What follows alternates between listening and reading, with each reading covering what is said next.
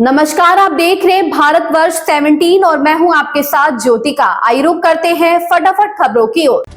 Syria में तख्ता पलट हो गया है। विद्रोहियों ने असद सरकार को उखाड़ फेंका है और राजधानी दमिश्क पर कब्जा कर लिया है। राष्ट्रपति असद देश छोड़कर भाग गए और रूस में राजनीतिक शरण ले ली है। इस घटनाक्रम के बाद अमेरिका ने असद सरकार के गिरने पर खुशी जताई, लेकिन राष्ट्रपति जो बाइडेन एक बड़ी दुविधा में भी फंस गए हैं।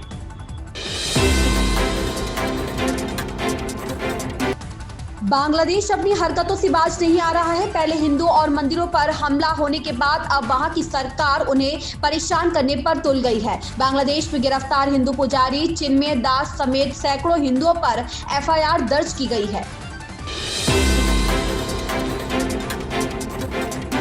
कांग्रेस की पूर्व अध्यक्ष सोनिया गांधी का आज सोमवार को 78वां जन्मदिन है। उनके जन्मदिन पर प्रधानमंत्री नरेंद्र मोदी ने भी उन्हें शुभकामनाएं दी। उनके दीर्घ आयु होने के साथ ही उत्तम स्वास्थ्य की कामना भी की। देश के कई अन्य शीर्ष नेताओं ने भी उन्हें जन्मदिन की शुभकामनाएं भेजी है। जम्मू कश्मीर की पूर्व मुख्यमंत्री महबूबा मुफ्ती की बेटी इल्तिजा ने कहा कि हिंदुत्व एक बीमारी है जिसने लाखों भारतीयों को बीमार किया है। यह भगवान के नाम को भी कलंकित कर रही है। जय श्री राम का नारा अब राम राज्य के बारे में नहीं है। इसका इस्तेमाल भीड़ द्वारा हत्या के दौरान किया जाता है। कोच्चि के थिएटर में पुष्पा 2 के सिर्फ इंटरवल के बाद का हिस्सा दिखाने से दर्शकों में गहरा असंतोष देखने को मिला। इसके बाद कुछ ने रिफंड की मांग की, जबकि अन्य ने पहले भाग को फिर से देखने की इच्छा व्यक्त की।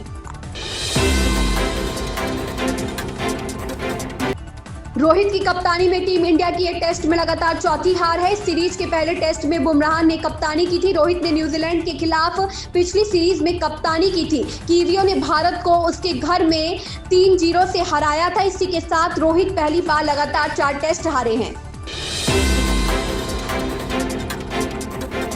प्रदेश में आज से मौसम बदलने जा रहा है। सोमवार की सुबह कई जिलों में धूप निकलने की बजाय बादल दिखे। पछुआ हवाओं के असर से राजधानी में रातें सर्द होने लगी हैं। रविवार को धूप की तपिश कम रही और सुबह शाम की हवा में ठंडक घुली रही। सोमवार के मौसम में बदलाव के आसार हैं। सुप्रीम कोर्ट में किसानों के प्रदर्शन की वजह से बाधित राजमार्गों को खोलने की मांग को लेकर एक याचिका दायर की गई है। शीर्ष अदालत की वेबसाइट पर अपलोड की गई 9 दिसंबर की बाद सूची के मुताबिक जस्टिस सूर्यकांत के नेतृत्व वाली पीठ याचिका पर सुनवाई करेगी। संघ अब भारतीय जनता पार्टी में मोदी के आगे की युग की तैयारी में जुट गया है। प्रधानमंत्री नरेंद्र मोदी अभी भाजपा के सर्वोच्च नेता हैं और जब तक वह प्रधानमंत्री है वही सर्वोच्च रहेंगे, लेकिन उनके लिए पंक्ति संघ तैयार कर रहा है।